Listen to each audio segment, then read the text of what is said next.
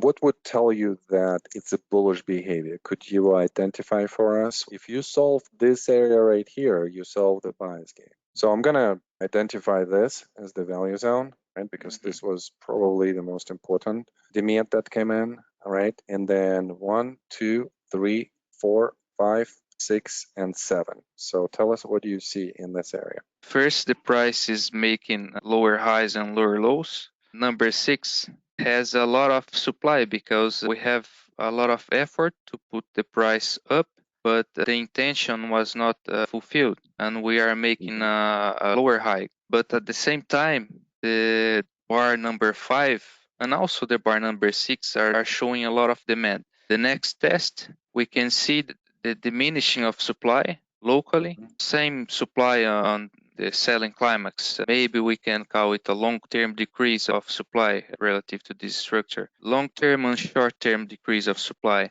I would probably call it bullish because we are still having these bullish characteristics in the value zone area, and the absorption of supply happening right on this value zone area, and the price is not making some damage to this area. It's holding there with the increased volume. So we have a lot of effort to put the price below this area, but the price is holding. All right, great. Thank you so much. It's great to hear your analysis, and right away I understand where you are, what your level is, and how you're thinking about this. There are a lot of lingo. Alessio taught you so well all of this. Wow, Alessio, good job. So with that, let's ask our audience what you guys think. So write down whether you think this is an accumulation or a distribution.